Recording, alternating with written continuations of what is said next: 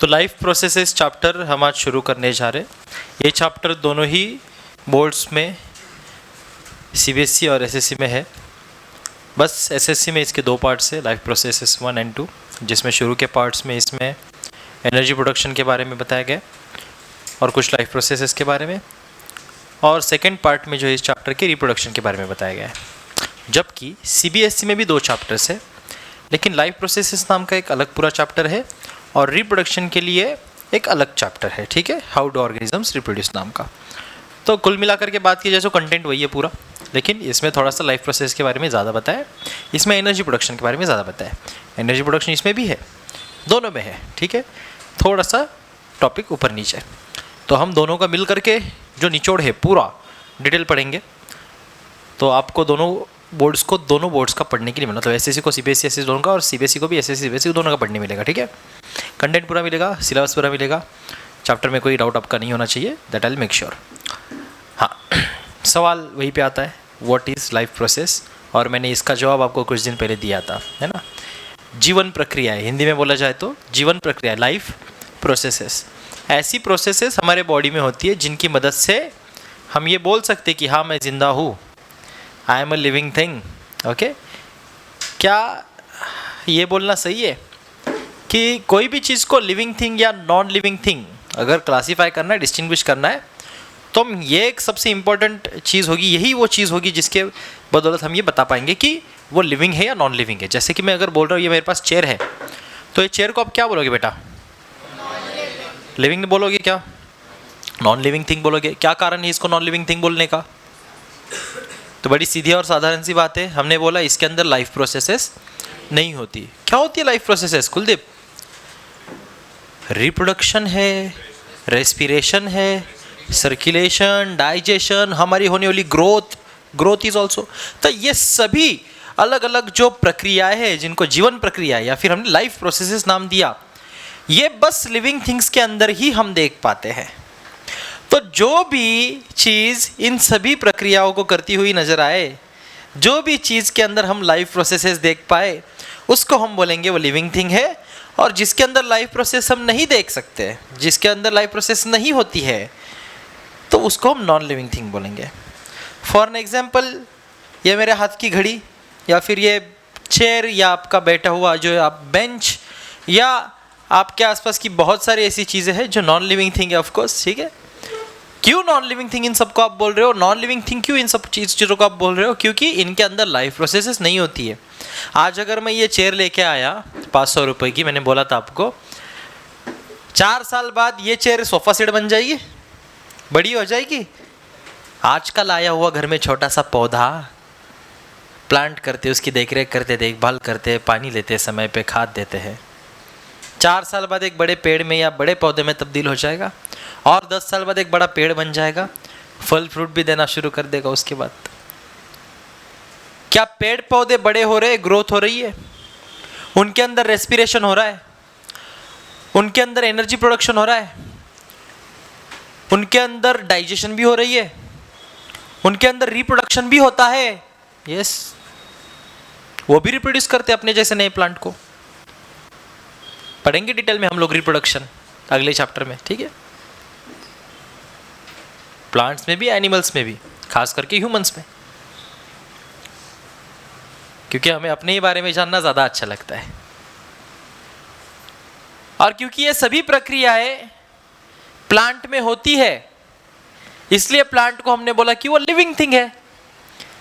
Plant को living thing क्यों बोला? लिविंग थिंग का जनरली अगर बच्चों को मतलब पूछ ले तो उनको लगता है कि लिविंग थिंग यानी कि जैसे हम चल फिर सकते हैं, कुत्ता बिल्ली चल फिर सकते हैं, दौड़ सकते हैं, बोल सकते हैं, चिल्ला, तो लिविंग थिंग। पेड़ पौधे हिलते नहीं तो नॉन। ऐसा नहीं है भाई। पेड़ पौधे को लिविंग थिंग बोलने का कारण क्या है? क्योंकि उनके अंदर भी ये सभी लाइफ प्रोसेसेस होती है, रेस्पिरेशन होता है, ग्रोथ होती है, डाइजेशन होता है, एसिमिलेशन, उनके अंदर भी रिप्रोडक्शन होता है, सारी चीज़ें हो रही है, ट्रांसपोर्टेशन ऑफ फूड होता है, एवरीथिंग इज हैपनिंग देयर, जो कि एक नॉर्मल लिविंग थिंग में होनी चाहिए। हम सभी में भी ये चीज़ें होती है, हम भी रेस्पिरेशन करते हैं, हमारी भी ग्रोथ होती है। आज अगर कोई छोटा बेबी घर में 4-5 साल का है, छोटा है, कुछ महीनों का होगा, कुछ साल का होगा, 10 साल बाद भी उतना ही रहेगा, ग्रोथ होगी उसमें, किड से टीन से एडल्ट बन जाएगा, राइट। फिर उसके अगली फेज में चला जाएगा। आज मैं एडल्ट एज में हूँ, कल बूढ़ा हो जाऊंगा, कल मतलब तुरंत कल नहीं, कुछ दिन कुछ साल बाद आप मेरे जितने हो जाओगे, फिर आप भी बूढ़े हो जाओगे। क्या फेजेस चलती रहेगी हमारे अंदर ग्रोथ कंटिन्यू होती रह रही है। हम भी रिप्रोडक्शन करते हैं, बराबर। Animals, we humans, we are also animals, rather we humans are also animals. Mainly तो दो ही कैटेगरी है ना, एनिमल्स और प्लांट्स। ऐसे तो फिर फंगस, प्रोटोजोआ, माइक्रो ऑर्गेनिज्म, ऐसे और भी है, ठीक है, उनकी बात नहीं कर रहे हम। एनिमल्स, प्लांट्स, यही तो है लिविंग थिंग। बाकी जो बचा वो सब क्या है, नॉन लिविंग, क्योंकि उनके अंदर लाइफ प्रोसेसेस नहीं हो रही है। और हम सभी में लाइफ प्रोसेसेस हो रही है, बराबर बात आ रही है, यस और नो। अब बेटा ये सभी लाइफ प्रोसेसेस जो है अलग अलग, हम ऑलरेडी हमारे पिछले कुछ सालों में हमारे एकेडमिक में पढ़ चुके हैं। जैसे डाइजेशन आपको क्लास 5 से है, या शायद उससे पहले भी अभी आ चुका है, मतलब 3rd 4th के बच्चों की किताब मैंने डाइजेशन प्रोसेस देख रखी है। हाँ, उतनी इलॉबरेटेड फॉर्म में नहीं होती है 6th 7th में जितनी होती है, लेकिन आपको ये प्रोसेसेस पहले से पढ़ी गई है। आपको डाइजेशन पता है क्या होता है, आपको सर्कुलेशन पता है क्या होता है, पता है, रेस्पिरेशन पता है क्या होता है, बहुत बेसिक है ना, पढ़ाया गया है पहले की सिलेबस में। एक होता है रिप्रोडक्शन भी, जो आप इस साल पढ़ोगे, ठीक है, क्लास 10 में। उसके लिए थोड़ी समझ चाहिए, एडल्टाइज एज चाहिए, है ना। तो आपको पुराने सिलेबस में 6 7 में नहीं पढ़ाया जाता, वो आपको 10th में पढ़ाया जाता है, 12th में पढ़ाया जाता है और अच्छे से, ओके। तो ये सभी चीज़ें हमें पढ़नी है। अब बात करते हैं कुछ लाइफ प्रोसेसेस की, जिनको अपन पहले फटाफट से डिस्कस कर लेते हैं एक रिवीजन के तौर पे, फिर और आगे जो हमारे सिलेबस में जो चीज़ें आएगी उसको भी हम पढ़ते चलेंगे, ठीक है। जिसमें मेजॉरिटी ऑफ द हिस्सा रहेगा एनर्जी प्रोडक्शन का, उसको हम लोग बहुत डिटेल में अच्छे तरीके से एक एक एटीपी गिन गिन करके पढ़ेंगे, ठीक है। एक ग्लूकोज का मॉलिक्यूल ऑक्सीडाइज करने के बाद टोटल 38 एटीपी बनते। कितने बनते बता मेरे को, अपन गिन गिन के पूरे 38 के 38 चेक करके देखेंगे कैसे कैसे बनते हैं, ठीक है। पूरे गिनवाऊंगा मैं आपको 38 एटीपी। एक ग्लूकोज को ब्रेक डाउन करेंगे ऑक्सीडाइज करके, और कितने एटीपी बनाएंगे, गिनवाऊंगा सारे, ठीक है, प्रॉमिस। 30 एटीपी बना के दिखाऊंगा आपको बोर्ड पे एटीपी बनाएंगे सर, कैसे, केमिकल रिएक्शन, ठीक है, पढ़ेंगे केमिकल रिएक्शन। एनीवे, शुरू करते हैं नॉर्मल सी लाइफ प्रोसेसेस के साथ। अब क्योंकि ये बहुत बेसिक बात है, ये लाइफ प्रोसेसेस जैसे डाइजेशन, रेस्पिरेशन जो है, या फिर एक्सक्रीशन जो है, ये हम लोग हमारे पुराने सिलेबस में, मतलब पुरानी कुछ क्लासेस में पढ़ चुके हैं। आपको XYZ कुछ तो आइडिया होनी चाहिए, इस कारण से मैं ये सेशन थोड़ा क्वेश्चन और आंसर की तरह लूँगा।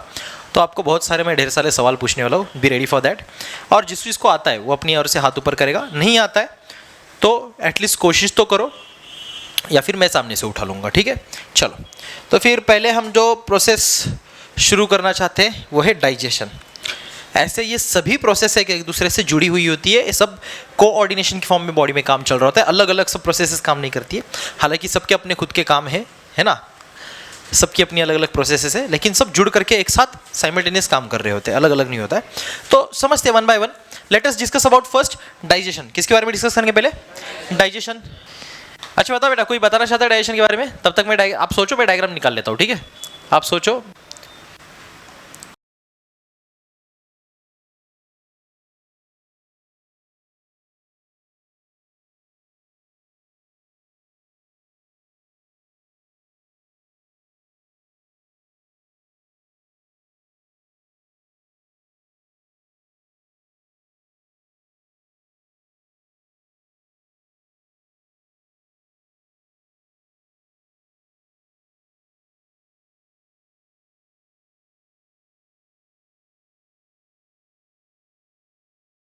मेन चीज़ों की बात करते हैं। हाँ, डायग्राम रफ है, ठीक है। हाँ हाँ, निकल।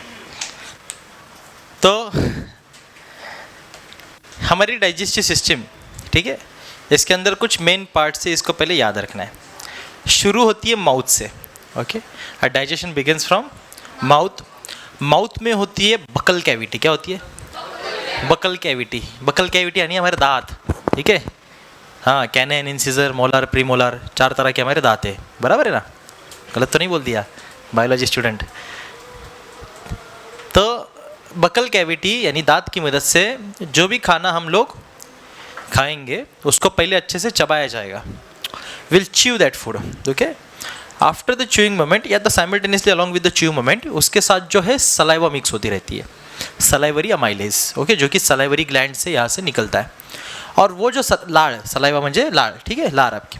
तो सलाइवा जो है उस फूड के साथ च्यू करते समय उसको च्यू चिमनीचं नाही, च्यू यानी चावायचं. ठीक है, च्यू करते समय उसके साथ मिक्स होती है. मिक्स होने के कारण वो एक सॉफ्ट, अब च्यू करने से जो फूड स्टफ है वो ब्रेक डाउन होता है छोटी छोटी पीसेस में, और उन पीसेस के साथ वो सलाइवा मिक्स होती है. वो बनता है बोलस. क्या बनता है? बोलस. जॉब में मिलता है बोनस, वो नहीं, बोलस, BOLUS. वो बोलस जो है फूड का स्मूथ सलाइवा के साथ जो बना है, वो सलाइवा हालांकि स्टार्च डाइजेस्ट करने में भी हेल्प करता है, तो इसलिए हम बोलते हैं डाइजेशन बिगन्स इन माउथ, है ना. जो आपके कार्बोहाइड्रेट वाले सब्सटेंस होते हैं मुंह में ही डाइजेस्ट होना शुरू हो जाते हैं. ठीक है, तो फिर वो जाता है फिर आपके इसोफेगस से. ये वाला पार्ट है, ये माउथ है, यहाँ पे बकल कैविटी, यहाँ पे सलाइवरी ग्लैंड्स है. ठीक है, ये जो पाइप है ये होता है इसोफेगस, ये इसोफेगस है. ओ से स्पेलिंग शुरू होती है इसकी, OESO PHAGUS. हैंड राइटिंग मेरी, हाँ ठीक है, ये कि बच्चा बोला,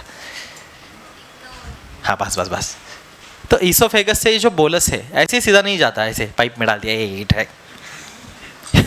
इसोफेगस में एक मूवमेंट होती है. ठीक है, उस मूवमेंट का नाम क्या है बेटा? Peristaltic movement. क्या बोलते हैं उसको? Peristaltic movement. Because of this peristaltic, ऐसे ऐसे, ये यहाँ पे फूड है, ऐसे इसको प्रेस करेगा नीचे जाएगा, फिर ऐसे, फिर ऐसे, ऐसे करते हो फूड जो है वो पाइप ऐसे ऐसे शेप करता हो उसको नीचे लेके आता है. With the help of this peristaltic movement in the oesophagus. Oesophagus हमारे मुंह से, गले से लेकर के कहाँ तक है? स्टमक तक. ये स्टमक है हमारा. ये क्या है बेटा? स्टमक. स्टमक तक. तो ये फूड जो है यहाँ पे स्टमक में आ जाएगा. स्टमक में है 3 डाइजेस्टिव जूसेस. कितने हैं? 3. इंपॉर्टेंट है बहुत. पहला है HCl यानी कि हाइड्रोक्लोरिक एसिड. ऐसा खतरनाक एसिड अगर हाथ पे डालो तो हाथ पूरा जल जाएगा. ठीक है, या तो होल हो जाए हाथ को. तो फिर स्टमक को क्यों नहीं हो रहा सर? तो उसको प्रोटेक्ट करने के लिए इस स्टमक के इनर लाइनिंग पे, इनर वॉल पे एक थिक म्यूकस की लेयर होती है. क्या होती है? म्यूकस की थिक लेयर होती है. वो म्यूकस म्हणजे काय? शेंबूड. हाँ, म्यूकस की पूरी, हाँ मजाक थोड़ी कर रहा हूँ, म्यूकस की पूरी थिक लेयर होती है इसके इनर लाइनिंग पे, इनर वॉल पे स्टमक के, जिसके वजह से जो HCl की, कॉन्सेंट्रेटेड HCl की एक्शन है वो प्रिवेंट हो जाती है. वॉल को टच नहीं करता है वो. और गलती से कभी ऐसा हो जाए कि HCl म्यूकस की लेयर कम हो गई और उसको टच कर दिया तो पेट में छाले आ जाएंगे, पेट में इंजरी हो जाएगी, ब्लीडिंग हो जाएगा. इसको बोलते हैं अल्सर. ये डिसीज है. क्या है? अल्सर. पता है आपको? अल्सर झालेलं मग असं लॉट अंगण घ्या तू जमिनीवर, एवढं पोट दुखतं डेंजर. ठीक है, जल्दी बैठ. ओके, तो पेट में है हमारे HCl.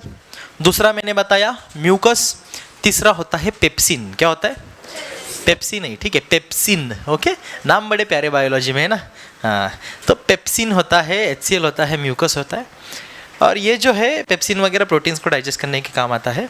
फिर ये फूड यहाँ से, ये एक बैग जैसा है, मराठी त्याला जठर म्हणतात, इंग्लिश में it is called stomach. In that stomach the food is now properly mixed. Mixer जैसा इसको पूरा मिक्स कर लेंगे. ठीक है, चर्निंग मूवमेंट होती है उसके अंदर, वो ऐसे ऐसे शेप बदलता है अपना, और फिर वो मिक्स किया हुआ फूड स्लरी में कन्वर्ट होता है. उसको HCl क्या करता है? और ब्रेक डाउन करता है. मेन इंपॉर्टेंट नाम समझो, डाइजेशन. डाइजेशन इस प्रक्रिया में ही अपने इसका मतलब छुपा हुआ है, ब्रेक डाउन होना. फूड सब्सटेंस को तोड़ तोड़ तोड़ तोड़ के इतना ब्रेक डाउन कर देंगे, उसके मॉलिक्यूलर लेवल पे चले जाएंगे. मॉलिक्यूलर लेवल पे उसके प्रोटीन मिलेगा, कार्बोहाइड्रेट मिलेगा, फैट मिलेगा. ठीक है, ये सारी चीज़ें वहाँ तक उसको ब्रेक डाउन किया जाएगा. खाने में तो चपाती खा रहे हैं ना, खाने में तो राइस खा रहे हैं, सीधा कार्बोहाइड्रेट कौन खा रहा है बता मेरे को?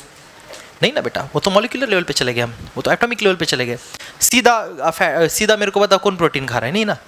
हाँ, आप क्या ले रहे हो? आप फूड स्टफ खा रहे हो. उस फूड स्टफ को फिर चर्न किया जाएगा, चीव किया जाएगा, सारा मिक्स की जाएगी, उसके ऊपर एसिड डाला जाएगा, उसको ब्रेक डाउन किया जाएगा, उसकी स्लरी बन जाएगी. स्लरी मतलब पतली खीर बन जाएगी उसकी. अब वो जो है आगे पास होगा कहाँ पे? स्मॉल इंटेस्टाइन में. अब यहाँ पे पैनक्रिया नाम की एक और चीज़ होती है. ठीक है, पैनक्रिया नाम की, वहाँ से पैनक्रेटिक जूसेस भी आते हैं, बाइल जूसेस आते हैं. ठीक है, लिवर होता है यहाँ पे. ठीक है, तो ये उनकी डक्ट्स कनेक्ट होती है, अब मैं उतना डिटेल नहीं जाऊँगा, एक ओवरऑल प्रोसेस हमको मालूम होनी चाहिए, उसके हिसाब से बताता हूँ, ठीक है। फिर ये आगे चल करके इसके अंदर और 3 जूसेस होते हैं बेसिकली फिर, ठीक है। कौन से? Trypsin, lipase, amylase. Trypsin, lipase, amylase. याद है बच्चों को? जिनको याद है वो यस सर बोलो, बाकी चुप बैठो, मतलब किसी को याद नहीं। अरे जिनको याद है यस सर बोलो। ट्रिप्सिन, लाइपेज, अमाइलेज होता है ना, ठीक है। अच्छा, क्या क्या सब? प्रोटीन, कार्बोहाइड्रेट्स, फैट्स, इन सबको अलग को डाइजेस्ट करने के लिए ये सब जूसेस होते हैं। फिर यहाँ से वो लेकर के स्मॉल इंटेस्टाइन में जाएगा। तो अभी तक डाइजेशन प्रक्रिया खत्म, अभी डाइजेशन हुआ ही नहीं है, अभी तो हमने उसको बस पतली खीर बनाई है, अभी तो डाइजेस्ट होने लायक बनाया है उसको, ठीक है। अब डाइजेशन आगे होगा कहाँ पे? स्मॉल इंटेस्टाइन में। सुनना ध्यान से, अब इसके अंदर बहुत सारा वाटर कंटेंट भी होता है, उसके साथ वो क्योंकि पतला है आगे बढ़ाना है। लगभग 7.5 मीटर का है ये स्मॉल इंटेस्टाइन, और लगभग 1.5 मीटर का है ये लार्ज इंटेस्टाइन। 10 मीटर की अपने मम्मी के साड़ी जितना लंबा, इतना बड़ा पेट में हमारे तो पूरा ये इंटेस्टाइनल ट्रैक्ट बैठा हुआ है, जिसको हम एलिमेंट्री कैनल के नाम से जानते हैं। किस नाम से जानते हैं? Alimentary canal. इतना बड़ा कैनल है भाई, 10 मीटर का, मम्मी के साड़ी जितना लंबा, इतने बड़े साइज में बिठा दिया, उसके लिए उसको बहुत ऐसे गोल लपेट लपेट लपेट के बिठा दिया अंदर, ठीक है। तो उसके अंदर से खाना घूमता घूमता घूमता इतना लंबा रास्ता तय करता हुआ आगे जाता है। इतना लंबा रास्ता तय क्यों करना है सर? क्योंकि बेटा इतना सारे तुम्हारे फूड स्टॉप में से जो रिक्वायर्ड न्यूट्रिएंट्स है वो डाइजेस्ट करने के लिए उसको उतना समय देना पड़ता है, उसका एब्जॉर्प्शन का एरिया भी बनाना पड़ता है। अब एब्जॉर्प्शन का एरिया बढ़ाने के लिए एक और चीज़ वहाँ पे जुगाड़ कर दी भगवान ने हमारे पेट में। जो स्मॉल इंटेस्टाइन है वो ऐसा सीधा नहीं होता है, देखो मैंने ड्रॉ कैसे किया है, टेढ़ा टेढ़ा टेढ़ा है ना, वेव वेव वेव जैसा। तो इस स्मॉल इंटेस्टाइन के ऊपर ऐसे फिंगर लाइक प्रोजेक्शंस होते हैं, ओके, ऐसे प्रोजेक्शंस होते हैं, और इस प्रोजेक्शन की मदद से हमने उसके सरफेस एरिया को बढ़ाया। सर ऐसे कैसे? मान ले बेटा एक कपड़ा है, उस कपड़े को ऐसे फोल्ड फोल्ड फोल्ड करके क्या उसकी जगह कम हो जाएगी? लेकिन एक्चुअल में खोलू तो कपड़ा इतना बड़ा है ना, बस हमने उसको ऐसी फोल्ड लगा रखी है। तो ऐसा ये कम जगह में बिठाने के लिए, ज़्यादा एरिया कम जगह में बिठाने के लिए भगवान ने ऐसा जुगाड़ किया, हमको इंटेस्टाइन में विली बना दिए। इस विली के मदद से हमारा एब्जॉर्प्शन का एरिया बढ़ जाता है। यहाँ पे क्या होता है, इन विलीज के अंदर इसके आसपास बहुत सारी ब्लड वेसल होती है। क्या होती है? बहुत सारी ब्लड वेसल, बहुत सारी ब्लड वेसल होती है, complex network of blood vessels, जहाँ पे सेमी परमिएबल मेम्ब्रेन की मदद से जो भी खाना इस स्मॉल इंटेस्टाइन में आया है, खाना नहीं बोलेंगे उसको, ब्रेक डाउन किया हुआ जो सब्सटेंस आया है, न्यूट्रिएंट्स आए, उन सब को सेमी परमिएबल मेम्ब्रेन के थ्रू ब्लड स्ट्रीम में, हमारे ब्लड में एब्जॉर्ब कर लिया जाता है। जो भी हमारे काम के न्यूट्रिएंट्स है वो सब क्या किए जाते हैं? एब्जॉर्ब कर लिए जाते हैं। बाकी जो बचा हुआ है जो हमारे काम का नहीं है वो आगे आगे आगे आगे आगे आगे आगे पास होता रहता है। पूरा स्मॉल इंटेस्टाइन का रास्ता कवर करता करता करता करता ये अपना खाना एब्जॉर्ब होता होता जो अननेसेसरी है वो सब अनडाइजेस्टेबल आगे आगे आगे आगे मूव करता आता है। अब तक यहाँ पे सुनीता वाटर का एब्जॉर्प्शन नहीं किया जाता, ठीक है, स्मॉल इंटेस्टाइन में पानी को एब्जॉर्ब नहीं किया जाता। फिर यहाँ पे आता है खाना लार्ज इंटेस्टाइन में। जब यहाँ पे आता है, क्योंकि यहाँ तक आने तक उसके अंदर पानी चाहिए, उसको फ्लूइडिटी मिलनी चाहिए, है ना, तो फिर यहाँ पे लार्ज इंटेस्टाइन में आने के बाद अनडाइजेस्टेड फूड पूरा आ जाता है, ठीक है, along with water. Large intestine में यह वापस आ गया, और ये मूवमेंट जो मैंने बताया ना पेरिस्टाल्टिक, ये पूरे पाइप में एलिमेंट्री कैनल में चलती रहती है, इसकी मदद से खाना आगे आगे बढ़ता रहता है ऐसे, ठीक है। तो ये इसको खाने को आगे ले जाते रहता है। लार्ज इंटेस्टाइन में पूरा वाटर जो है वो एब्जॉर्ब कर लिया जाता है, और लास्ट में जो भी अनडाइजेस्टेड फूड है वो यहाँ पे रेक्टम में आके कलेक्ट हो जाता है। कहाँ पे? रेक्टम। रेक्टम के बाद जब फिर ये बहुत खाना आकर के यहाँ पे अक्यूमुलेट हो जाएगा तो प्रेशर बनेगा और फिर ये एनस से बाहर चला जाएगा, ठीक है, चला नहीं जाएगा, आप जाके मतलब बाकी आपको पता है, ठीक है। तो इस तरीके से मुंह से लेकर के बेटा एनस तक हमारी पूरी डाइजेस्टिव सिस्टम चलती है। आ गई बात समझ? शॉर्टकट में क्लियर पूरा? कोई सवाल इसमें? अरे पूछना है तो पूछ लो। डन है क्या? बायोलॉजी बरोबर सांगितलं का? अब आते हैं रेस्पिरेटरी पे।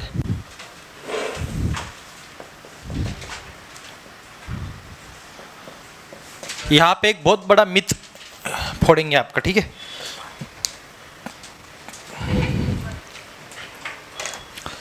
हाँ, तो मैं बोल रहा था यहाँ पे आपका एक बहुत बड़ा मिथ हम लोग फोड़ेंगे, ठीक है। हाँ, पहले तू कहाँ थी सुबह से? लेक्चर का मैसेज मैं घर पे बताने के लिए आऊँ? हाँ, तो कल क्यों नहीं पूछा शाम को? कल थी लेक्चर में? कल भी नहीं थी। कल क्यों नहीं थी फिर? तो तू बाहर जाएगी तो तेरे बाहर जाने को मैं बताने के लिए आऊँगा? कल भी फ़ोन बंद था, परसों भी फ़ोन बंद था। ऐसे रोज फ़ोन बंद रहेगा तो तेरा काम नहीं है फ़ोन करके क्लास में पूछ ले टाइमिंग क्या है। क्लास में लेट आना अलाउड नहीं है, आज पहली बार आई है इसलिए अलाउ किया, नहीं तो बाहर बिठाऊंगा, ठीक है।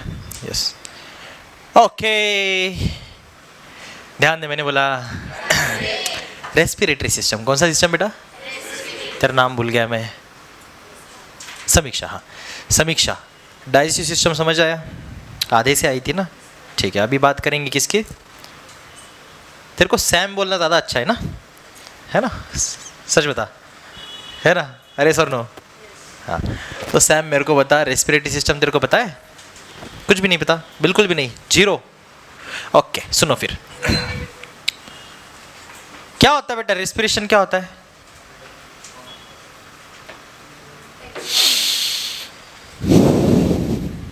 ये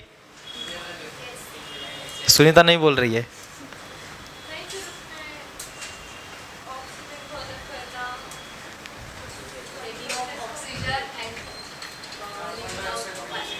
अच्छा, ऑक्सीजन को लेना और कार्बन डाइऑक्साइड को छोड़ना। यस, कबीर मेरे पुराने लेक्चर में बैठा था है ना? अच्छा चलो, और अगर मैं आपको बोलूँ ये दोनों ही जवाब गलत है तो आपको बुरा लगेगा ना, इसलिए बोला आपको आज मिथ तोड़ूंगा मैं, ठीक है। तो बेटा रेस्पिरेशन इज नॉट सांस लेना छोड़ना या ऑक्सीजन लेना या कार्बन डाइऑक्साइड छोड़ना, ठीक है। Respiration is a process of making energy. Respiration energy बनाने की प्रोसेस को बोलते हैं। सर अब तक गलत पढ़ा रहे थे हमको स्कूल में, ये क्या बोल दिया? आप जो प्रोसेस बोल रहे हो उसको ब्रीदिंग बोलते हैं। क्या बोलते हैं? So there is a difference between breathing and respiration, ठीक है बेटा। ब्रीथ करना और रेस्पिरेशन होना ये दो अलग प्रोसेस है। रेस्पिरेशन दो तरीके से होता है, बता सकते हैं कोई कौन से दो तरीके से होता है? याद है आपको कुछ? रेस्पिरेशन दो तरीके से होता है, हाँ हाँ हाँ हाँ, बता। एग्जैक्टली चलो कोई तो है जानकार क्लास में। एरोबिक एंड एनएरोबिक, दो तरीके से रेस्पिरेशन होता है, एक एरोबिक रेस्पिरेशन, एक एनएरोबिक रेस्पिरेशन। जो ऑक्सीजन की प्रेजेंस में होता है उसको एरोबिक बोलते हैं, जो ऑक्सीजन की एब्सेंस में होता है उसको एनएरोबिक बोलते हैं। तो ऑक्सीजन लेना और कार्बन डाइऑक्साइड छोड़ना ये रेस्पिरेशन कतई नहीं है, ये ब्रीदिंग है। क्या है बोलो? अच्छा, breathing is a part of respiration. Breathing process भी रेस्पिरेशन का ही हिस्सा है, लेकिन वो रेस्पिरेशन मतलब मैं अगर रेस्पिरेशन कोई बच्चे को पूछा और वो बोले सांस लेना और छोड़ना, तो ये रेस्पिरेशन नहीं है, ये ब्रीदिंग है। ये क्या हुआ? हाँ, लेकिन ब्रीदिंग की वजह से रेस्पिरेशन हो रहा है, ये करेक्ट है। कैसे सर? कंफ्यूजन क्लियर करता हूँ, ध्यान से सुनना। रेस्पिरेशन बेटा सेल्यूलर लेवल पे होता है। कहाँ पे होता है? सेल्यूलर लेवल पे।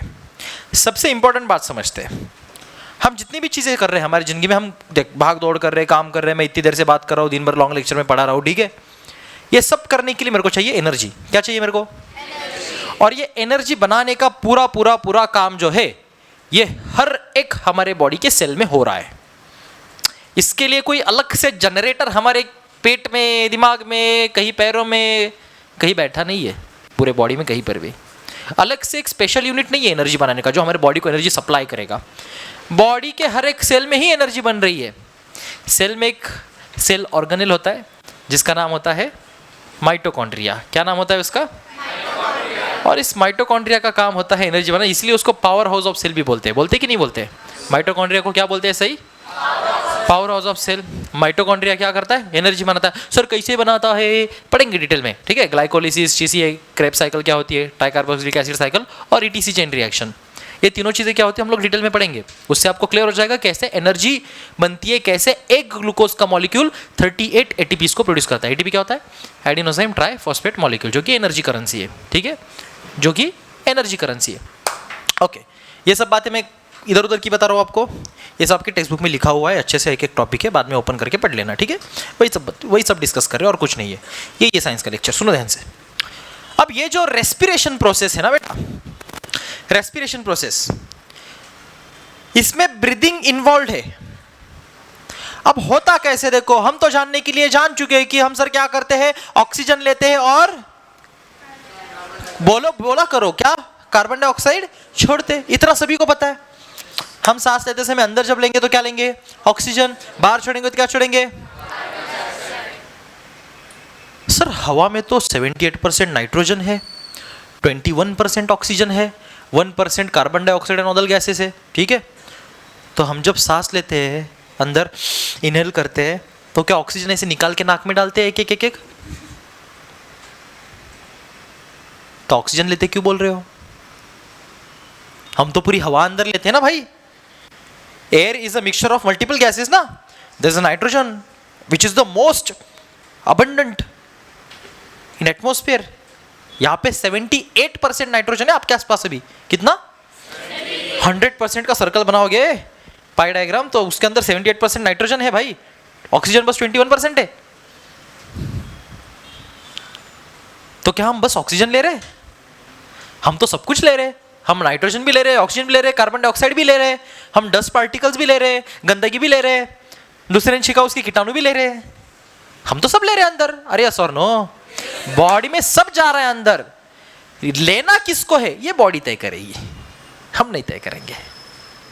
हवा जाते समय बस ऑक्सीजन अंदर नहीं जाता, जाते समय पूरी हवा अंदर जाती है नाकों से। इसलिए नाकों में फिल्टर बिठा दिया भगवान ने। नाकों में होते बहुत सारे बाल। हंसने का क्या है? उनका सबसे बड़ा इंपॉर्टेंट काम है। बताता हूँ, ध्यान से सुनो। ये जो भी बैक्टीरिया, कीटाणु, कीड़े जो दिखते नहीं होते हैं, ये सब माइक्रोब में दिखेंगे। बहुत बुरा लगेगा देख के आपको मेरे नाक में क्या क्या है, मतलब आपके खुद के भी, सबके। मजाक थोड़ी कर रहा हूँ, दिखाऊंगा माइक्रोस्कोप में आपको, क्लास में है। तो वो सब लटकते हैं उस हेयर्स को, उसके अंदर ट्रैप हो जाते हैं, जाली जैसा काम करता है। प्लस होता है म्यूकस। म्यूकस मैंने बता दिया क्या होता है, शेमबुड़, चिपचिपा, उसको चिपक जाते हैं सारे, ठीक है, उसको चिपक जाते हैं सारे। आगे जो पास होती है, जो डाइजेशन के लिए हमने बताया यहाँ पे सिस्टम में, यहाँ पे जो पाइप जा रहा है इसको हमने इसोफेगस नाम दिया। जो नोज से निकल करके जाता है, मैं ड्रॉ करता हूँ डायग्राम, रह गया ना ड्रॉ करना, सॉरी। तो उसको ट्रकिया बोलते हैं हम। क्या बोलते हैं बेटा? ट्रकिया, ठीक है, ट्रकिया बोलते हैं उसको। हंसी इतनी, क्या हुआ? गलत बोला मैंने कुछ, फनी बोला। ट्रकिया बोलते हैं उसको। क्या बोलते हैं? ट्रकिया। आगे जाकर के ब्रांचेस होती है उसकी, ब्रांक्यूल्स होते हैं, वो फिर वो जो है दोनों हमारे लंग्स में डिस्ट्रीब्यूट हो जाता है, ठीक है। डायग्राम बनाता हूँ, रुको जरा, सुनो पहले काम की बात। अब बेटा सबका ध्यान है क्या? मैंने बोला हाँ, मैंने बोला ध्यान दे, सुन। तो ये नोज से हवा फिल्टर होके बढ़िया तरीके से मॉइस्ट होकर के फिर जाएगी कहाँ से? ट्रकिया से हमारे लंग्स में। अब लंग्स में जाने के बाद वहां पे बहुत सारे पेड़ की जैसी टहलियां होती है ना, फंटे असतात ना झाडाला, बहुत सारे ऐसे ब्रांचेस निकलते हैं, और हर ब्रांच के एंड पे एक बलून लाइक स्ट्रक्चर होता है जिसको अल्वियोलस बोलते हैं या फिर अल्वियोलाई बोलते हैं। और वो अल्वियोलाई वो स्ट्रेचेबल जैसे बलून होता है ना, ऐसे फूल जाता है। तो हम जब सांस लेते हैं छाती फूल जाती है। तो फिर ये क्यों हुआ? वो सारे अल्वियोलाई में हवा अंदर चली गई। अगेन वो डायफ्राम की मदद से होता है, उसका मामला हम समझेंगे। तो जब अल्वियोलाई में पूरी हवा जाती है, अब तक हमने ऑक्सीजन लिया, अब तक हमने पूरी हवा अंदर ली भाई, कोई बोलेगा नहीं ऑक्सीजन लिया। ध्यान से सुन।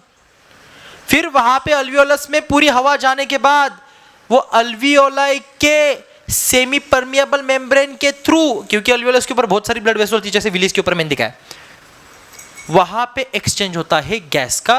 There exchange of gases takes place.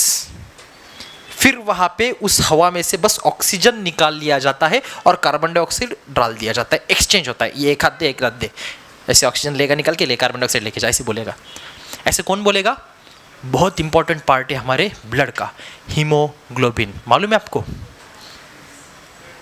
Haemoglobin is the red colour pigment जो कि आरबीसी में होता है, रेड ब्लड सेल्स, जिसके कारण हमारा खून लाल कलर का दिखता है।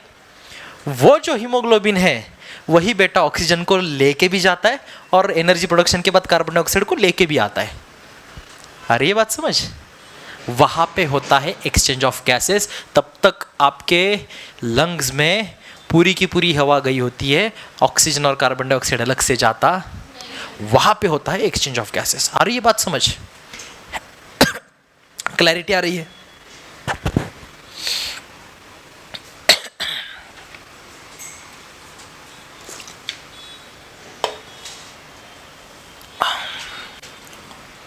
ध्यान दो। और एक इंसान निकालते, ठीक है?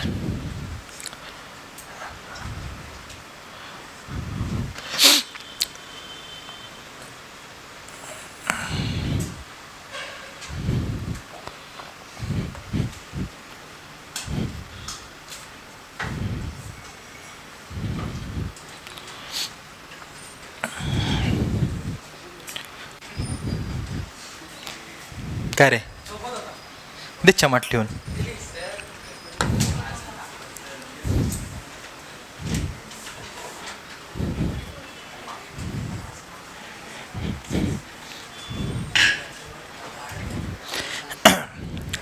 हे क्या ये, हाँ यहाँ पे रिंग्स ऑफ कार्टिलेज वगैरह बहुत कुछ होता है, लैरिंग्स फैरिंग्स अपने को नहीं चाहिए. अपने को क्या चाहिए, ट्रकिया. हाँ ट्रकिया ठीक है. अरे ट्रक नहीं ट्रकिया. हाँ वो आपके स्कूल वाले टीचर कुछ और बोले क्या, चलता है बोलने दो ठीक है. हाँ ट्रचिया ट्रकिया क्या कोई बोले. रिंग्स ऑफ कार्टिलेज, ब्रांकियोल्स, ब्रोंकाई, ठीक है. 1000 बातें सब डिस्कस नहीं करनी अपने को, इतना नहीं जाना है अपने को अंदर. यहाँ से हवा जाएगी हमको इतना मालूम है, क्या जाएगी, हवा ठीक है. हाँ. मेरे को भी सीखा ना बायोलॉजी, मिस बायोलॉजी.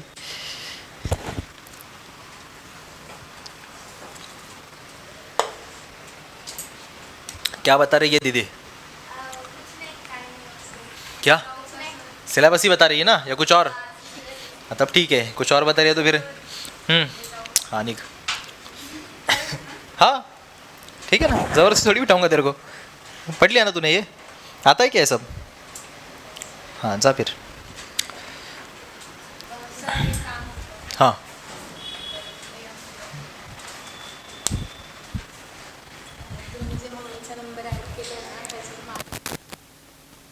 ठीक आहे. आता नंतर दे मला मला एक काम कर व्हॉट्सअपला. ठीक आहे मी ॲड करतो. हां येस.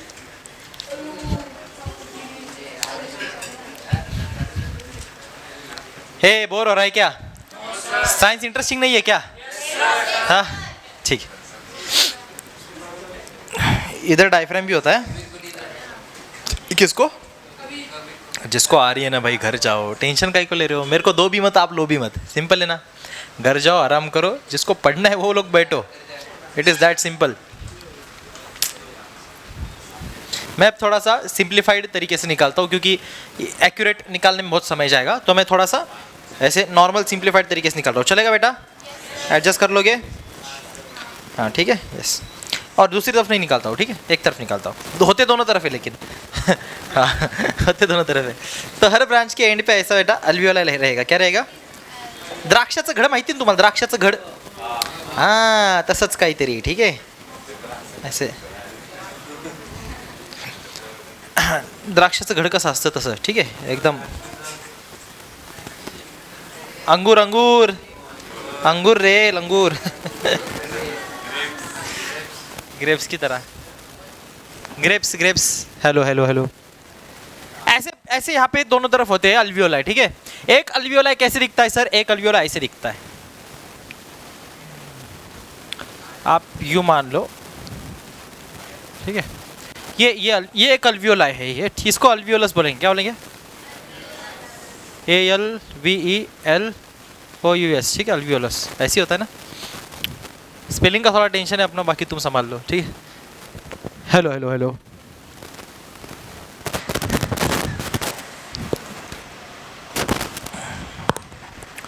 अब बेटा जैसे हवा अंदर गई यहाँ से ठीक है, इधर सब फिल्टर होकर सब मैंने समझाया, आगे गई. यहाँ से जाने के बाद दोनों लंग्स में बढ़ जाएगी. फिर ये क्या होगा, अच्छा एक और चीज़, ये डायफ्राम की पोजीशन जब नीचे जाएगी तब ये हवा अंदर खींचेगा. डायफ्राम जब ऊपर आएगा तब हवा बाहर डालेगा ठीक है. हाँ तो डायफ्राम नीचे गया, हवा पूरी अंदर आई, ये अल्वियोलाई जो है ऐसे फुल गया. अब इस अल्वियोलाई में जब हवा आई, यहाँ से हवा आई अंदर, अंदर क्या है बेटा, हवा आई, एयर आई. एयर, हम ऑक्सीजन कार्बन डाइऑक्साइड की बात नहीं कर रहे, हम किसकी बात कर रहे हैं, एयर की बात कर रहे हैं. अब यहाँ पे एयर आने के बाद जैसे मैंने बोला यहाँ पे बहुत सारी ब्लड वेसल इसके ऊपर होती है ठीक है. तो ब्लड इसके आसपास घूम रहा होता है कंटिन्यूसली ठीक है, जा रहा है. तो क्या होगा, ब्लड में से सेमी परमिएबल मेम्ब्रेन, ऐसी मेम्ब्रेन मम्मी चाळणीमध्ये कसं गहू तांदूळ चाळते, तो उससे क्या होता है बेटा, जो खराब है, जो छोटे पार्टिकल्स है उस होल से आगे निकल जाते, बड़ा बड़ा जो है अपना गेहूँ वगैरह ऊपर रह जाता है ठीक है. चालन पता है ना आपको. तो वैसे ही आप मान लीजिए बहुत माइक्रोस्कोपिक लेवल पे एकदम नैनोस्कोपिक लेवल पे एक मेम्ब्रेन बनी हुई है, मेम्ब्रेन पर्दे जैसा, उसके आर पार बस ऑक्सीजन कार्बन डाइऑक्साइड ही जा सकता है, बाकी चीज़ नहीं जा सकती। इसलिए उसको सेमी परमिएबल मेम्ब्रेन या फिर सिलेक्टिवली परमिएबल मेम्ब्रेन का नाम दिया जाता है। ठीक है, अब ऐसा है सिलेक्टिवली परमिएबल मेम्ब्रेन की इस पार, मतलब उस बलून के उस पार जो ब्लड वेसल लगी उसके अंदर सिर्फ ऑक्सीजन जाएगा। कौन जाएगा? और ब्लड जो है ऑलरेडी एनर्जी प्रोडक्शन क्योंकि कंटिन्यू चल रहा है, तो जो आप पे हो रखा है वहां से कार्बन डाइऑक्साइड, अब मैं आपको आगे समझाता हूं कि कार्बन डाइऑक्साइड कहां से आता है। ठीक है, टेंशन मतलब सब समझाऊंगा। तो कार्बन डाइऑक्साइड लेके आया होता है ब्लड, और ब्लड में कौन लेके आता है? हीमोग्लोबिन की गाड़ी, हीमोग्लोबिन की एक बस है। ठीक है, मतलब रियल में बस नहीं होती, मैं बोल रहा हूँ हीमोग्लोबिन की एक बस है, उसमें हमेशा कार्बन डाइऑक्साइड और ऑक्सीजन ट्रैवल करते हैं। तो हीमोग्लोबिन की जो गाड़ी है बेटा, वो आ गई किसको लेकर के? कार्बन डाइऑक्साइड को। अल्वियोलस पे पहुंच गई, उसका स्टेशन है, वहां पे उसने कार्बन डाइऑक्साइड को छोड़ा और ऑक्सीजन को बिठा लिया और लेके चली। ओके, कौन? हीमोग्लोबिन। किस में होती है? ब्लड में। कहाँ पे? आरबीसी में। क्लियर? ओके। अब ये जो हीमोग्लोबिन यहाँ पे आया, यहाँ से उसने ऑक्सीजन को उठा लिया और कार्बन डाइऑक्साइड छोड़ दिया और आगे चला गया। फिर जब डायफ्राम वापस ऊपर आया नीचे जाके, तब उसने हवा बाहर छोड़ी, तो हवा बाहर छोड़ी तो कार्बन डाइऑक्साइड के साथ अपनी हवा बाहर निकल गई। बराबर आ रही बात दिमाग में? इसलिए हम लोग बोलते हैं हम लोग ऑक्सीजन लेते हैं और कार्बन डाइऑक्साइड छोड़ते हैं। अब ये तो सर ठीक है, चलो ये ब्रीदिंग प्रोसेस का पार्ट है।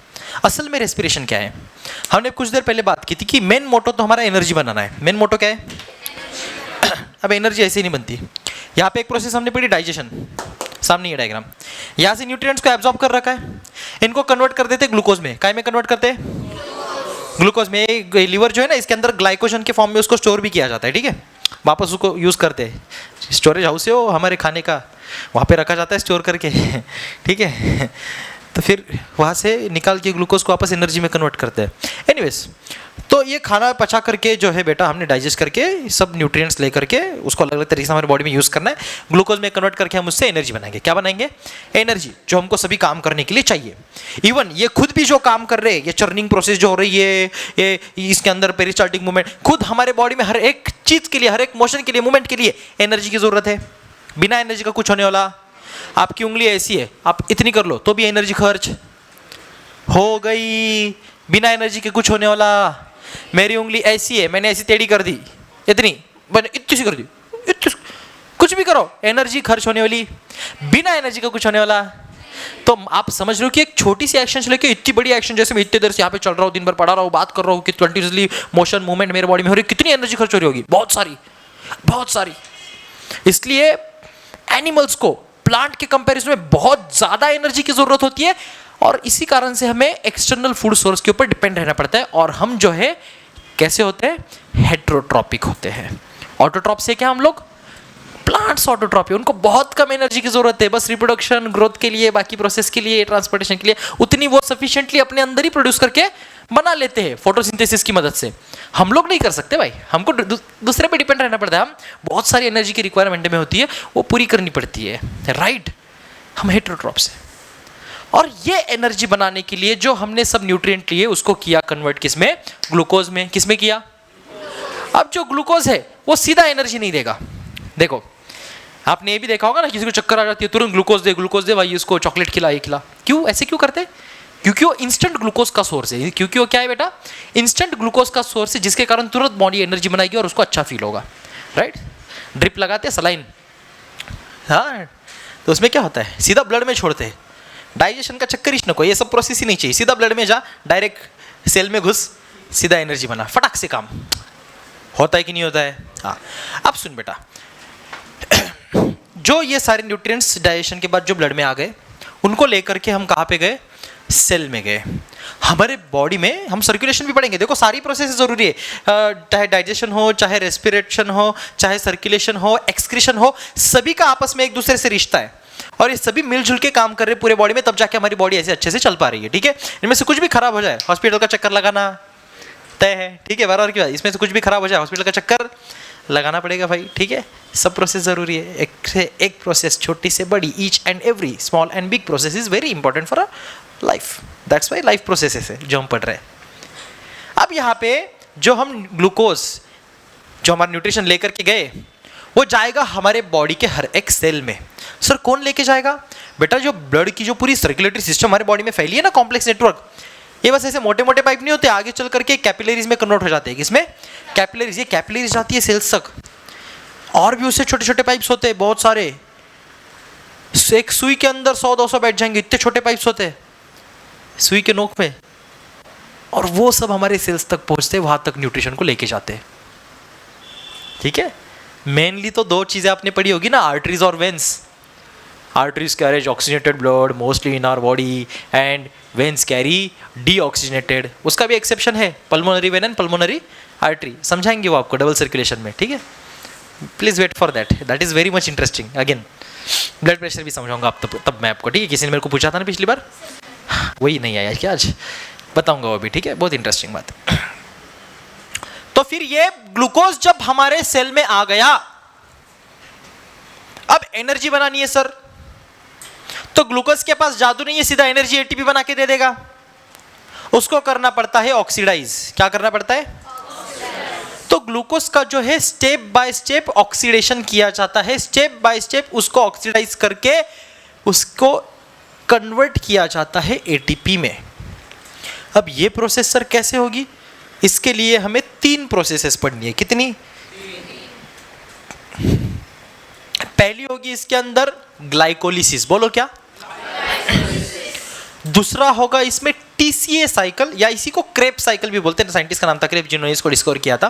सो टीसीए का मतलब होता है try carboxylic acid, TCA try carboxylic acid cycle. Okay, और तीसरी जो प्रोसेस है वो होती है ईटीसी चेन रिएक्शन, यानी कि इलेक्ट्रॉन ट्रांसफर चेन रिएक्शन। ठीक है, ये 3 चीजों की मदद से हम पढ़ेंगे कि कैसे पूरे एक ग्लूकोज को कन्वर्ट किया जाता है एटीपी में। और जैसे मैंने आपको कई बार पहले भी बताया, एक ग्लूकोज के मॉलिक्यूल से 38 एटीपी के मॉलिक्यूल्स बनाए जाएंगे। क्लियर आ रही है बात समझ? पक्का है? आपके बुक में टॉपिक्स पढ़ लिए? हाँ। अब ग्लाइकोलिसिस में सबसे पहले समझो ये प्रोसेस होती है साइटोप्लाज्म में। कहाँ पे होती है? तो हम याद कर लेंगे, this process occurs in cytoplasm. कहाँ पे होती है बेटा? जिस बच्चे को साइटोप्लाज्म नहीं पता पहले वो हाथ ऊपर कर ले, ईमानदारी से। ठीक है, हाँ ईमानदारी से। नहीं पता तो नहीं पता सर, पढ़ने के लिए आए, हाथ ऊपर। हाँ, नहीं पता, साइटोप्लाज्म नहीं पता। 1 2 3 4 5 6 7 8 9 10। ध्यान दो, एक सेल पता है आपको? सेल पता है? हाँ सर। अरे सेल तो पता है, ये नहीं बोलना सर हमारे रिमोट का भी सेल होता है, वो खत्म हो गया तो टीवी का रिमोट चलता नहीं, मम्मी ऐसे मार मार मार मार के खराब कर दी, फिर रिमोट ही लाना पड़ा। वो सेल नहीं। सेल मतलब the smallest fundamental and functional unit of living thing. हम लिविंग थिंग का जो सबसे छोटा फंडामेंटल स्ट्रक्चरल फंक्शनल यूनिट है वो सेल कहलाता है। ठीक है, रॉबर्ट हुक वाला एक्सपेरिमेंट याद है? अच्छा, तो सेल के अंदर बेटा देख, जैसे हमारे बॉडी में अलग अलग लाइफ प्रोसेसेस को करने के लिए अलग अलग ऑर्गन्स है, ऑर्गन की सिस्टम्स है, बराबर? ब्रेन है, किडनी है, लंग्स है, हार्ट है कि नहीं? है ना सबके पास, सबका अपना काम है एक पूरे बॉडी को चलाने के लिए। ऐसे ही एक पूरे सेल के फंक्शन को चलाने के लिए सेल के पास होते हैं सेल ऑर्गेनेल्स। बॉडी में होते हैं ऑर्गन्स, सेल में होते हैं ऑर्गेनेल्स। याद रहेगा? तो ये जो सारे सेल ऑर्गेनेल्स होते हैं ना बेटा, ठीक है, ये जो सारे सेल, अब मैं पूरा नहीं ड्रॉ करूंगा डिटेल में, चल छोड़। ठीक है, न्यूक्लियस, ये जो सारे सेल ऑर्गेनेल्स होते हैं ना, जिस एनवायरमेंट में, जिस मीडियम में तैर रहे होते हैं, वो जो पूरा फ्लूइड लाइक मीडियम है उसको बोलते हैं साइटोप्लाज्म।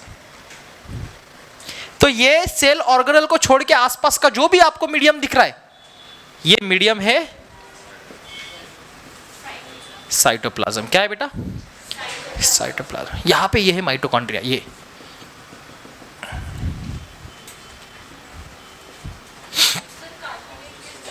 क्या क्या? कार्टिलेजेस। कार्टिलेजेस बेटा ये सेल का कोई हिस्सा ही नहीं है पहले तो, ठीक है। ये हमारे बॉडी का हिस्सा है, जैसे यहाँ पे रिंग्स ऑफ कार्टिलेज है इधर में, है ना। और बाकी हमारे बॉडी में बोन्स को जोड़ने के लिए अलग अलग जगह के कार्टिलेजेस होते हैं, वो जोड़ के रखते हैं, फाइबर्स होते हैं, ठीक है। वो क्या करते हैं, जोड़ के रखते हैं, चीज़ों को पकड़ के रखते हैं, दो बोन्स के बीच में कार्टिलेज की लेयर होती है, ओके।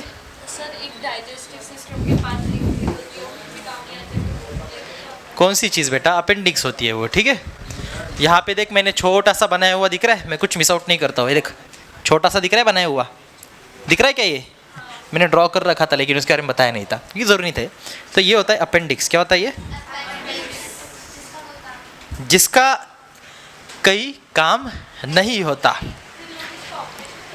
चलो आपको समझा दूँ ये बात भी, मैं थोड़ा टॉपिक को हट करके समझो, इंपॉर्टेंट है, ठीक है। अभी है डाउट आया तो बताना मेरा काम है। सुनो, अपेंडिक्स जो होता था बेटा, होता था बोल रहा हूँ मैं, क्यों, सुनो। जब हम एप्स जैसे थे, हम गोरिल्ला जैसे, बंदर जैसे थे, हम कुछ भी खाते थे, है ना, पाला खाते थे, ग्रीन लिप्स खाते थे, कच्चे फ्रूट खाते थे, कच्चा मांस खाते थे, सब चीज़ें ऐसे ही खाते थे ना, पका करके खाने का तब तक हमारा इवोल्यूशन हुआ नहीं था उतना इंसान का, बहुत पहले की बात, करोड़ों साल पहले की बात कर रहा हूँ। तब बेटा ये जो अपेंडिक्स वाला पार्ट था ये बड़ा था, ये छोटा नहीं था अभी जितना हो गया है।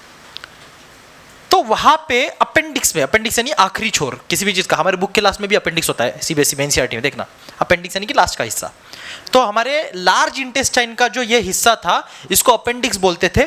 और यहाँ पे अपेंडिक्स में हम वो सब चीजें डाइजेस्ट कर पाते थे जो हम कच्चा कच्चा खाते थे ना पुराने टाइम में, जब हम पका करके नहीं खाते थे, इंसान का इवोल्यूशन इतना हुआ नहीं था, तब वो सब चीज़ें वहाँ पे डाइजेस्ट होती थी।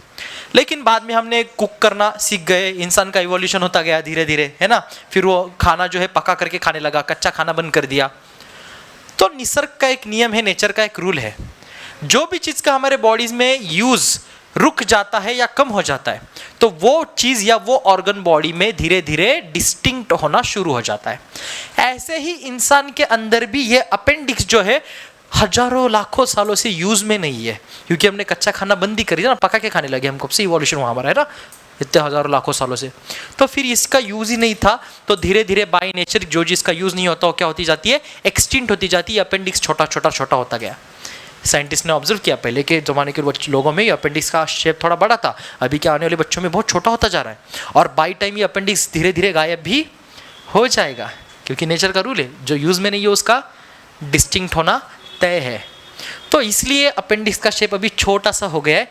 इसको लोग मराठी में अपेंडिक्सची आळी पण म्हणतात, माहिती आहे, ती आळी नसते, तो लार्ज इंटेस्टाइनचा शेवटचा हिस्सा है, ठीक है, और उसका अभी कोई यूज़ नहीं है, क्योंकि अभी हम खाना कच्चा खाते नहीं है, पाला खाते नहीं हम, है ना, हम जो है सब पका करके अच्छे से खाते हैं, तो वो सब हमारा यहीं पे डाइजेस्ट हो जाता है स्मॉल इंटेस्टाइन, वहाँ तक आने की उसको ज़रूरत पड़ती नहीं है। आ रही बात समझ। तो होता क्या है, कभी कभी लोगों में खाना वहाँ पे जाके अटक जाता है और वहाँ पे इन्फेक्शन हो जाता है, क्योंकि अब वो उसकी उतनी कैपेसिटी है क्या, छोटा हो गया है शेप में, वो उसका फंक्शन वैसे रहा है क्या पहले जैसा खाना पचाने का, नहीं, तो वहाँ पे हो जाता है इन्फेक्शन, और उसके कारण फिर डॉक्टर को वो निकालना पड़ता है कट करके, एक छोटा सा ऑपरेशन होता है, यहाँ पे 3 इंच का इंसिजन लगता है, खत्म, ठीक है। तो अपेंडिक्स जो है डॉक्टर फिर वो निकाल लेते, लोक म्हणतात अपेंडिक्सची आळी काढली, इट इज नॉट आळी, आळीसारखं छोटंसं दिसतं म्हणून त्याला आळी म्हणतात, ठीक है, जैसे ईल जैसा दिखता है छोटे, वो होता नहीं है लेकिन। तो अपेंडिक्स बेटा एक लार्ज इंटेस्टाइन का हिस्सा है, जो आप में, मेरे में, हम सभी में अभी भी मौजूद है, लेकिन अभी उसका कोई यूज़ नहीं है, इवोल्यूशन में उसका जो है यूज़ खत्म हो चुका था, जिस कारण से उसका शेप भी बहुत छोटा हो चुका है। अंडरस्टूड अबाउट अपेंडिक्स, कोई डाउट अभी नहीं है, गुड, चल। हाँ, प्रोटोप्लाज्म, हाँ स्पेल करेक्ट है, करेक्ट है, हाँ एग्जैक्टली, ठीक है। अब तूने ये तो पढ़ा होगा प्रोकैरियोटिक सेल्स, यूकैरियोट्स, हाँ ठीक है। तो जैसे साइटोप्लाज्म है वैसे ही प्रोटोप्लाज्म भी है। अब ये मीडियम किसको बनाता है, सेल की एनवायरनमेंट को। अब देखिए यहाँ पे बहुत सारी चीज़ें इसके अंदर, सेल वॉल, अब हाँ एक और चीज़, सेल वॉल और सेल मेम्ब्रेन, फर्क जानते हो? सेल वॉल किस में है, प्लांट्स में, हमारे में सेल वॉल बनती है सेल्यूलोज से, सेल मेम्ब्रेन तो दोनों में ही है, उसमें भी है सेल मेम्ब्रेन, हम में भी है। जो ये पूरा मेम्ब्रेन है, ये इसकी बाउंड्री हम बोलेंगे, इसी ने इस पूरे मीडियम को रोक रखा है, विच इज साइटोप्लाज्म। हम ऐसा मान के चल रहे ना, देखने में वो ऐसे दिखता है क्योंकि साइंटिस्ट ने ऑब्जर्व किया माइक्रोस्कोप के नीचे, अब और भी डिटेल में जब स्टडी हुई तो उन्होंने वो फिर इलेक्ट्रॉन टनलिंग माइक्रोस्कोप वगैरह ऐसे माइक्रोस्कोप को यूज़ किया, जहाँ पे उन्होंने ये देखा कि इसके अंदर जो मीडियम है ये ऐसे लिक्विड जैसा दिखता है। मतलब इसके अंदर अगर आप देखोगे तो ये सभी सेल ऑर्गेनेल्स ऐसे डिप किए हुए हैं, they are like floating on it. वो पूरे मीडियम में तालाब में सब तैर रहे हैं ऐसे समझ लो सब सेल ऑर्गेनेल। तो इसलिए वो जो फ्लूइड लाइक मीडियम उन्होंने बोला कौन है, साइटोप्लाज्म। अब ये साइटोप्लाज्म की बात आई कहाँ से भाई? अब इसके आगे की जो प्रोसेस है वो होती है माइटोकॉन्ड्रिया में। कहाँ पे होती है? अब ग्लाइकोलिसिस से ही जो प्रोडक्ट निकले ना उसको लेके जाएंगे माइटोकॉन्ड्रिया के अंदर। वहां पे साइंटिस्ट ने, जिनका नाम क्रेब्स था, उन्होंने इसकी स्टडी की तो उसके नाम पे उसको नाम दे दिया क्रेब्स साइकिल। असल में इस पूरे प्रोसेस का नाम टीसीए साइकिल के नाम से पहचाना जाता है। टीसीए यानी कि ट्राई कार्बोक्सिलिक एसिड साइकिल। क्या नाम बेटा? ट्राई कार्बोक्सिलिक एसिड साइकिल, जिसको टीसीए साइकिल भी बोलते हैं। अब इस टीसीए साइकिल में क्या होगा, जो हमने ऊपर ग्लाइकोलिसिस में चीजें बनाई है ना ग्लूकोज को ऑक्सीडाइज करके, उसको लेके जाएंगे और वापस उसको ऑक्सीडाइज करते बैठेंगे। वापस ऑक्सीडेशन करते करते करते एटीपी बनाने की प्रक्रिया शुरू करेंगे। ऊपर में 2 एटीपी बन चुके, अभी हमारे और 36 एटीपी बनाना बाकी है। भूलना नहीं, ठीक है? पूरे गिनवाऊंगा, एटीपी आपको बोर्ड पे लिखवाएंगे बाद में, ठीक है? पहले पूरा समझ ले स्ट्रक्चर, उसके बाद लिखने के बाद आपको आराम से समझ आ जाएगा, ठीक है? तो यहाँ पे क्या करेंगे सर, पढ़ते हैं देखो। अब मॉलिक्यूल हमें मिले थे ऊपर 2 एसिटाइल कोएंजाइम एक है, हमने निकालते ना पायरुविक एसिड को कन्वर्ट, भूलना नहीं कुछ भी। पायरुविक एसिड मिला था और एटीपी मिले थे 2, NADH2 वाटर। पायरुविक एसिड को कन्वर्ट किया 2 एसिटाइल कोएंजाइम एक मॉलिक्यूल में। पायरुविक एसिड को कन्वर्ट किस में किया? एसिटाइल कोएंजाइम के मॉलिक्यूल में है। अब वो जो कन्वर्ट किया हुआ एसिटाइल कोएंजाइम है ना, वो लेके जाएंगे हम लोग कहाँ पे? माइटोकॉन्ड्रिया में। किसके लिए? ट्राई कार्बोक्सिलिक एसिड साइकिल को शुरू करने के लिए, ठीक है? फिर हमको NADH2 वगैरह वो सब भी मिला है, साथ में CO2 मिला था। हाँ, CO2 तो हम लेके नहीं जाएंगे आगे, उसको वापस हमें हीमोग्लोबिन के पास भेजना है, बराबर बात? हाँ। फिर ये जो हमने 2 एसिटाइल कोएंजाइम के मॉलिक्यूल मिले, ये कहाँ पे जाएंगे, एंटर करेंगे? माइटोकॉन्ड्रिया। इसलिए आप देखो इस प्रोसेस की शुरुआत कहाँ से होती है, लिखते हैं कि both molecules of acetyl coenzyme enter in a mitochondria. कहाँ पे घुस गए ये? माइटोकॉन्ड्रिया। ये जो माइटोकॉन्ड्रिया मैंने बताया, इसी को पावर हाउस ऑफ सेल बोलते हैं ना, सब पावर यही से बन रही है। हाँ, हर सेल में बन रही है बेटा, हर सेल में बन रही है। हर सेल तक न्यूट्रिशन जाता है, हर सेल कार्बन डाइऑक्साइड प्रोड्यूस करता है, सब करेक्ट करके वापस यहाँ से छोड़ दिया जाता है। पूरा रिश्ता एनर्जी से है रेस्पिरेशन का। आप समझ आ रहा है क्यों? रेस्पिरेशन बस सांस लेना छोड़ना नहीं होता। एक्चुअल रेस्पिरेशन कहाँ पे हो रहा है? सेल्यूलर लेवल पे हो रहा है। एक्चुअल रेस्पिरेशन कहाँ पे हो रहा है? सेल्यूलर लेवल पे हो रहा है। आ रही है बात समझ?